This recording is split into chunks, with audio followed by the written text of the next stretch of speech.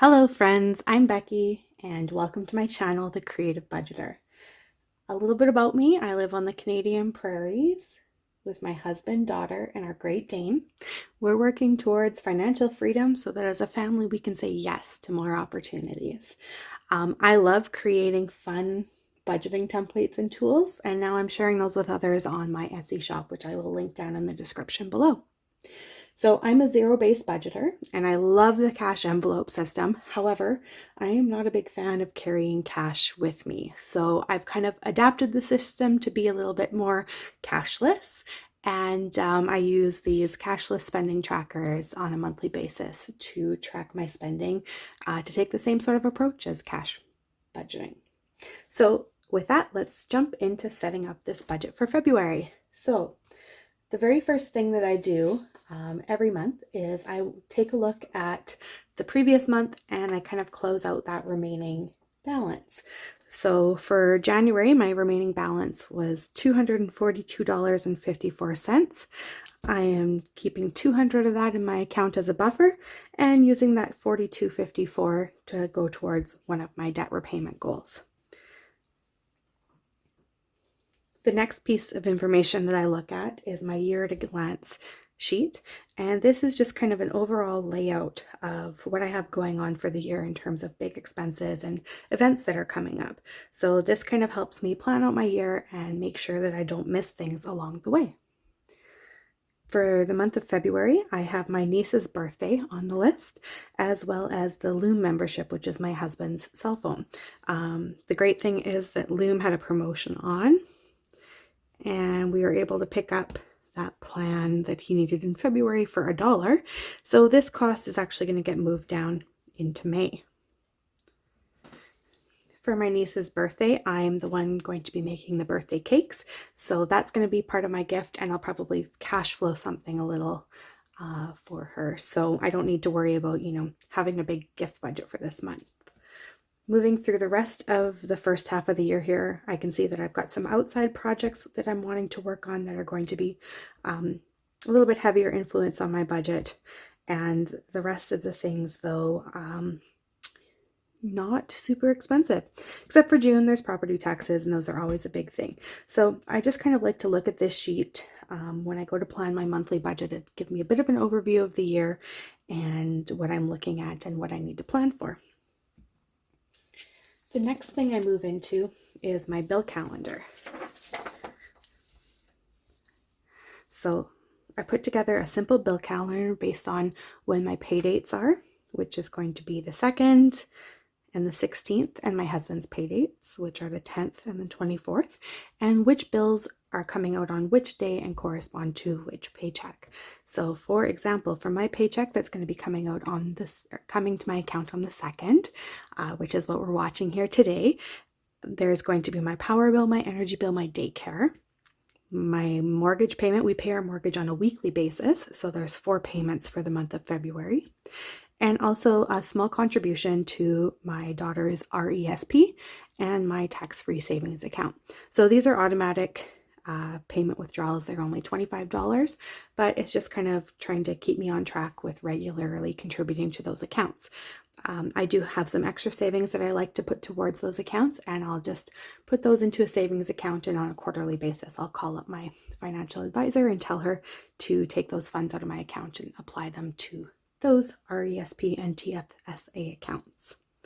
The last thing is just going to be this Kindle Unlimited, which is my subscription that I like to have for reading books, and a second mortgage payment on the 10th there.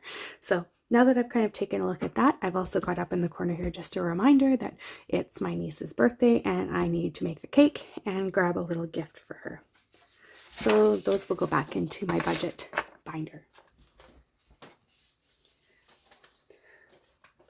So the third step now is just taking the first paycheck of February and planning out what our spending is going to be for that paycheck. So I've already gone ahead and added these categories to my budget template here. So this is a paycheck budget template that's available in my Etsy shop. I've got a space for income, fixed expenses, variable expenses, which people usually refer to as kind of their cash envelopes, sinking funds, and extra debt or savings.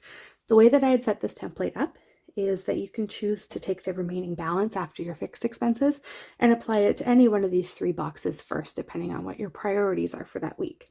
So because I know that this paycheck is going to be covering a lot of bills, this one will mainly focus on fixed expenses and variable expenses. I'm not going to have anything extra to put towards sinking funds or extra debt goals or savings goals this paycheck. And that's simply just due to the nature of what bills happen to fall within this pay period.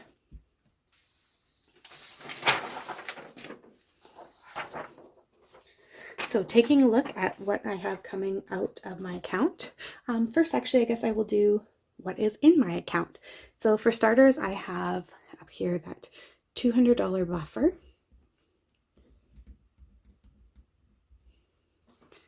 Which I like to keep in my account so that I don't go into any overdraft or anything like that. And then my paycheck is going to be $18.90 and 53 cents. I'm not anticipating any other income for this week, so my total income will be $18.90 and 53 cents. For bills, I have our power bill, which came in at $172 and 32 cents. And my energy bill, which came in at $194 and 21 cents. These bills always happen to be really high from January going into February. And that seems to just be due to the nature of the industry where you have to have rate increases always in January. We've recently added a carbon tax on to these bill amounts. So I kind of plan that these ones will be expensive right at the start of the year, and then they tend to even off over the remainder of the year. My daycare fees, which are going to come out right away here, are $200 for the month. We've been very lucky that our province has now implemented a $10 a day childcare plan, which has been great because my daycare fees prior to that were around, $600 to $700 a month. So that's been quite a budget savings for our family and very much appreciated. So our weekly mortgage payment is $376.21. So I'm going to fill that in for both spots here. And that RESP contribution and tax-free savings contribution are both $25. Again, that's just kind of a minimum amount to keep me in the habit of regularly saving while I kind of continue with some of the other financial goals like paying off debt. Kindle Unlimited, that one comes in at $10.49. So we add those bills up. We have $172.32. So what is going on with my calculator? Come on. There we go. 172.32 plus 194. I tried buying a fancy one.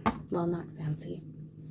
A cute, colorful one that I could use with my budgeting videos. But you know what? This old Texas Instruments one, this has served me through so many years. I might just end up having to stay with this guy. So 172.32, 194.21, $200, 376.21, 25, 376.21, and 10.49. So that comes in at $1379.44.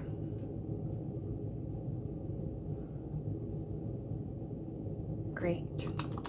So now remaining is going to be the $18.90 minus the $1379.44. So $18.90 and 53 cents minus $1379.44. It's going to give me $511.09 left to allocate for this week. So this pay period is February 2nd, and that is going to take me to the 9th. So for that time period, I'm going to move this $511 up here to my variable expenses. So sometimes if, I've got a lot left over in variable expenses from the previous week, I can jump right into the sinking funds or the extra debt, and then come back and top up my variable expenses after. So I use these blocks kind of interchangeably, these bottom three. And this sheet allows me to kind of go ahead and do that. So for consumables, I consider kind of consumables to be anything from groceries and dog food to toiletry products that we happen to need in the house, paper products, anything that gets used up on a regular basis tends to be part of my consumables budget. So I'm going to allocate $150 this week towards that. Transportation, so again, anything that kind of gets us from point A to point B, so whether that be gas or bus passes or parking. I can't think of anything else that goes in that category. So I definitely know that I'm in need of bus passes, and that costs me about $40 for 20 bus passes. And I also noticed that our gas tank is just under 3/4, so we'll probably throw $50 in there at some point too. So I'm going to allocate $90 towards that. The home category is just for any other things that we happen to need around the home. So I'll use $50 for that. Health, this tends to be just prescription costs, so the costs that aren't covered by our insurance plan. So I'm just going to allocate $20 towards that. I tend to just kind of keep a $20 buffer in there for any prescription costs that come up. We don't usually have a whole lot of expense in that category. Treats is not on this list, but I should add it here. So treats tend to be, any time that we happen to stop out and grab a coffee or maybe get pizza delivered or something like that. So for the week, I'm allocating $50 to that. And then personal spending. So this category is where I split some money between myself and my husband for just whatever we happen to want to spend money on this week. So whether that's, grabbing coffee, grabbing lunch, my husband has a couple of vices that come out of this so that, it doesn't affect my normal budget. So we've just kind of chosen to take and have a little bit of spending cash, mad money, so to speak, that we don't worry about in the budget, that each of us are kind of responsible for on our own. And then, any other expenses we kind of bring back to the supper table and chat about, to allocate into these other categories. So for personal spending, we're each getting $75 this week, so that's a total of $150. And I'm not adding anything to the miscellaneous fund. We shouldn't need anything this week, and it is a little bit tighter week because we, did have a lot of bills this period. So looking at this, let's add these totals up, and if I'm doing my math right, this should be about 510. So let's see here, 150 plus 90 plus 50 plus 20 plus 150 plus 50. Look at that, 510. All right, so total variable expenses is 510. Remaining is this $1.09, and I will likely just roll that $1.09 over into the next pay period. Great. So, this gives me a really good guide for the week. Sometimes, depending on, life happens, things come up, that sort of thing.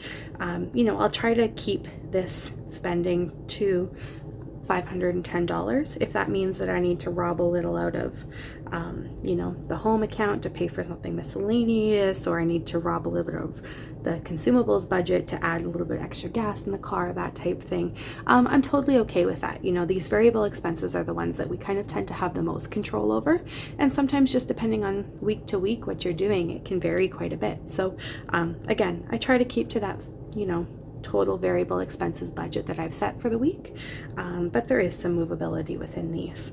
The fixed expenses I tend to visit on a fairly regular basis and just make sure that we're not seeing a whole lot of increase in things like our power and energy,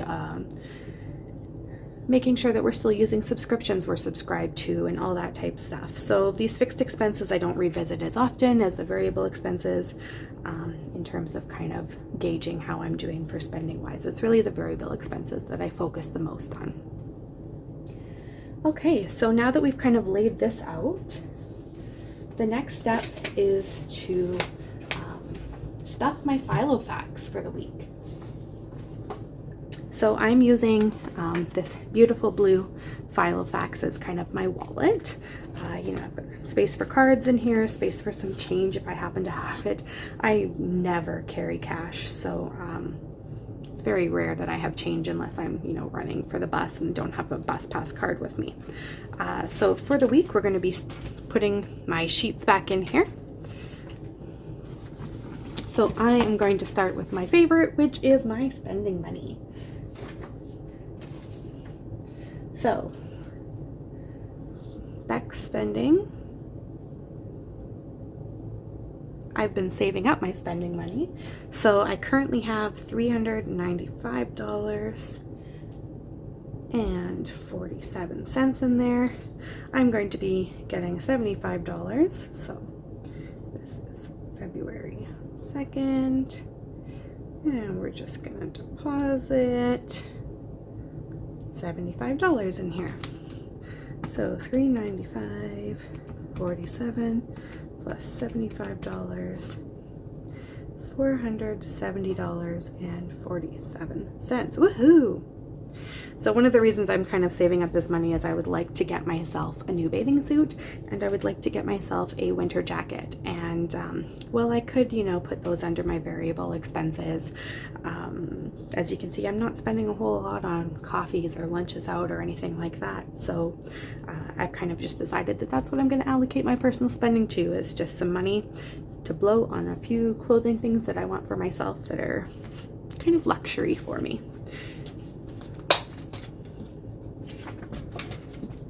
All right, so Beck's spending is in there. Right. This is... Yep, nope, it's not going to stay open. That's fine.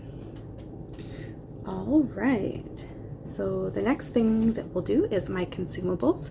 So my grocery budget, basically. So for consumables, I'm not carrying over any amount from February. So the starting on that is 0, and I'm adding 150 today.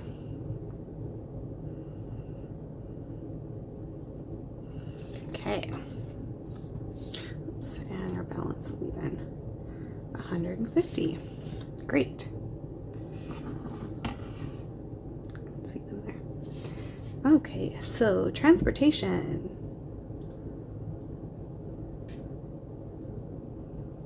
We are going to add, we're carrying over nothing, and we are going to add $90 this week.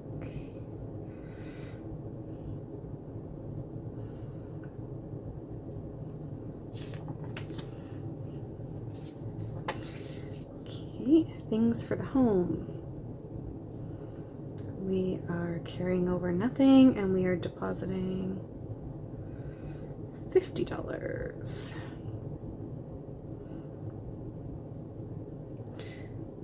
And actually, I will be taking some money out of this right away here, because this morning I did have to buy a new toilet training seat for my daughter because we broke hers, unfortunately, and it was just beyond repair. So I ordered that on Amazon this morning, and that will be about $20 that I've spent in the home category. So I'll go ahead and update that after. All right. Spending I've already included on my previous tracker there, so I'll go ahead and send a $75 e-transfer to my husband to his account, and a $75 e-transfer to my account. Currently we're using the Coho cards, which I believe is just available in Canada, but it's kind of like an account slash prepaid MasterCard type of thing. So you know, I load the money into there, it's out of our checking account, and then I don't have to worry about overspending or anything like that. My husband's got complete control over that Coho account to see what the balance is and everything going forward. So that's great. It's been a really great tool that's just kind of let me, take that right out of the checking account, and I don't have to worry about it being over at all. Miscellaneous spending, we are not doing anything in miscellaneous spending this week. There is not a whole lot going on this week, so I'm not too worried about not having anything in there. We'll fill that up next week. So for treats, we're carrying over nothing from last month, and we're going to go ahead and add in $50. Great, so that usually, lets us get like pizza on a Friday or something like that. So let's get those into my Filofax for the week.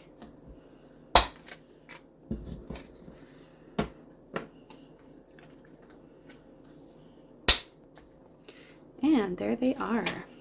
So not quite as exciting as cash stuffing. There is something about being able to kind of run that cash through your hands that's really awesome, but this just happens to work better for us.